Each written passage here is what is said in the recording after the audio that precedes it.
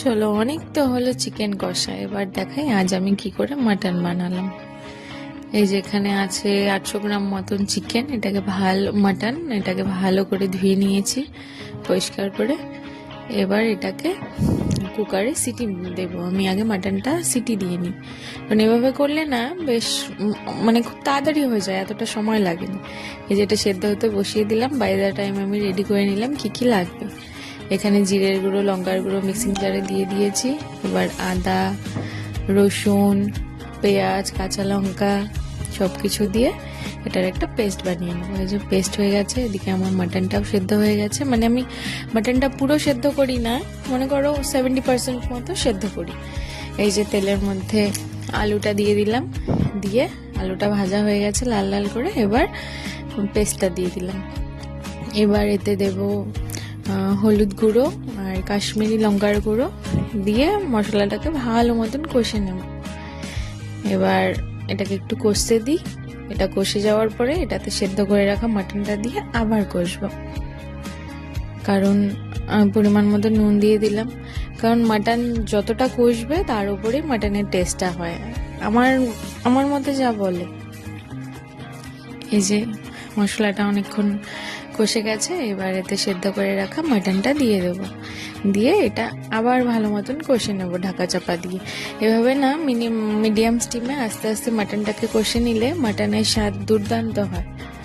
আর মাটনটাও আমি পুরো সেদ্ধ করিনি, 70% মতন সেদ্ধ করেছি।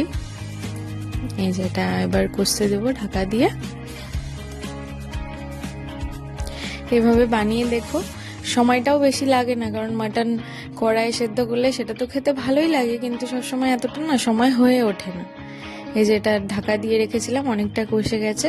এবার এতে একটা গোটা রসুন আর কিছু গোটা কাঁচা লঙ্কা দিয়ে দিলাম। রসুনটা আমার বর খেতে ভালোবাসে, সেজন্য দিয়েছি। আমিও ভালোবাসি, দিলাম না আর কি।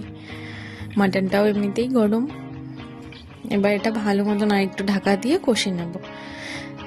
তারপরে মাটনটা কষতে কষতে আমি এখানে স্যালাডটাও রেডি করে নিয়েছি। এই যে এটা কষে গেছে।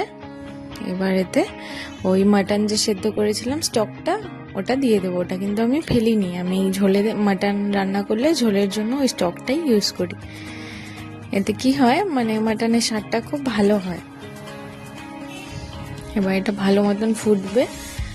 এটা মানে ফুট উঠে গেলে এটা স্টিমটাকে মিডিয়াম করে রেখে এটাকে ভালো মতন আরও সেদ্ধ হতে দেবো আলুটা মাটনটা।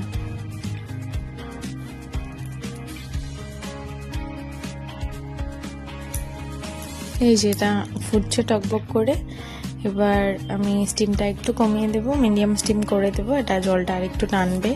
এমনিতে মাটনটা আলুটা মোটামুটি সেদ্ধ হয়েই গেছে, তাও এটা একটু টানবে। তারপরে এতে আমি এই যে দিয়ে দিলাম গরম মশলা। এর আগে আমি একটা হোমমেড ভাজা গরম মশলাও দিয়েছিলাম, এটা রেকর্ড করতে ভুলে গেছি।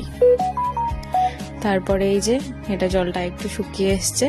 এবার এতে দিয়ে দেবো কিছু থেতো করে রাখা এলাচটা আমি বেটেই দিই, আজকে সময় হলো না তাই থেতো করে দিলাম। এবার নামানোর সময় একটু ঘি দিয়ে এটা নামিয়ে নেব। রবিবারের দুপুরে আর কি চাই বলো তো, এরকম গরম গরম ধোয়া ওঠা মাটন থাকলে। তোমরাও ঝটপট বানিয়ে খেয়ে দেখো, আমাকে ফিডব্যাকটা জানিও।